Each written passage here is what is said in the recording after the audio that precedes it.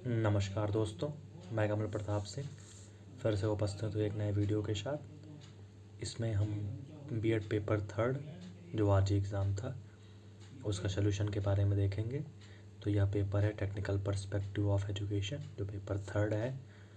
तो इसमें हम केवल क्वेश्चन को देखेंगे ताकि अगर आप इस पेपर को दे रहे हैं आगे आने वाले बच्चों के लिए तो वो पेपर का प्रारूप देख सकें और समझ सकें कि कैसा पेपर आता है।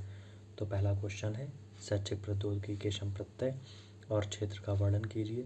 शैक्षिक प्रौद्योगिकी के कोमल और कठोर उपागमों के अंतर को स्पष्ट कीजिए। तो प्रौद्योगिकी जो शिक्षा है एक तकनीकी के बराबर ही होती है, इसका दूसरा नाम भी तकनीकी होता है। और कठोर उपागम और कोमल उपागम का मतलब ही होता है कि हार्डवेयर और सॉफ्टवेयर। इसके बारे में आप इजीली लिख सकते हैं। फिर हम देखेंगे सेकंड क्वेश्चन। तो सेकंड क्वेश्चन है, शैक्षिक प्रौद्योगिकी को उनके विशेषताओं के साथ परिभाषित कीजिए। शिक्षक अधिगम सामग्री में इसके महत्व की विवेचना कीजिए। इसमें आपको शिक्षक प्रौद्योगिकी या तकनीकी की विशेषताओं को लिखना था और उनकी परिभाषाओं किस मनोवैज्ञानिक ने या किस दार्शनिक ने क्या क्या परिभाषाएं दी हैं उसको बताना था। उसके बाद इनके महत्व को बता देना था। उसके बाद फिर शिक्षण के विभिन्न सिद्धांतों एवं सूत्रों को उपयुक्त उदाहरणों के साथ से बताना था। और इस शिक्षण अधिगम को कैसे प्रभावशाली बनाते हैं इसके बारे में लिखना था। तो शिक्षण विभिन्न सिद्धांत लिखने से शिक्षण के सिद्धांत और सूत्र लिख देने थे और इनके बारे में व्याख्या कर देनी थी। फिर उसके बाद ई लर्निंग के प्रकृति और गुणों की व्याख्या बतानी थी। 21वीं शताब्दी में कैसे कैसे ई लर्निंग अधिगम के लिए विभिन्न तरीकों से प्रभावी है इसके बारे में बताना था। तो ई लर्निंग मतलब होता है इलेक्ट्रॉनिक लर्निंग। इसमें कैसे कंप्यूटर, मोबाइल और फिर प्रोजेक्टर, टेप रिकॉर्डर के माध्यम से कैसे हम सीखते हैं इसके बारे में बता देना था। उसके बाद आते हैं हम अगले क्वेश्चन में। तो अगला क्वेश्चन है शिक्षण के चरण, मतलब शिक्षण कैसे कैसे होता है इसके बारे में बताना था।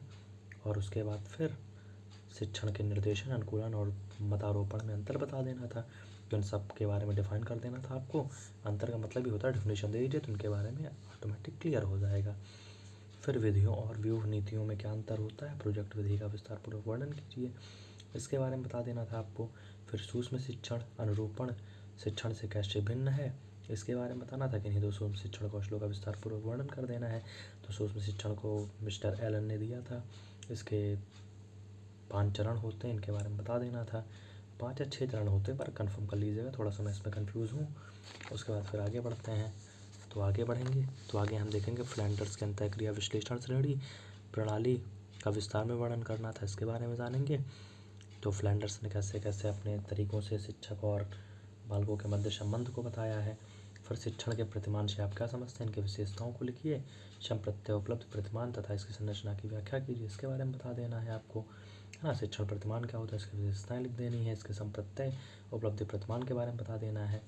फिर उसके बाद अभिक्रमित अनुदेशन का अर्थ बताना है, विशेषताएँ बतानी है। और फिर अगला पार्ट है आभासी कक्षा कक्ष क्या होता है। तो धन्यवाद मित्रों, मिलते हैं फिर लास्ट पेपर के साथ। और आशा करते हैं आपको वीडियो पसंद आया हो। वीडियो को लाइक कीजिए, चैनल को सब्सक्राइब कीजिए, एक प्यारा सा कमेंट कीजिए और अपने मित्रों के साथ वीडियो को शेयर कीजिए ताकि उनको भी मदद मिल सके और लोगों को ज़्यादा से ज़्यादा यह वीडियो मिले ताकि उनका लाभ हो सके। धन्यवाद दोस्तों, सत श्री अकाल, जय हिंद, वंदे मातरम, अस्सलाम वालेकुम, राधे राधे, जय श्री राम।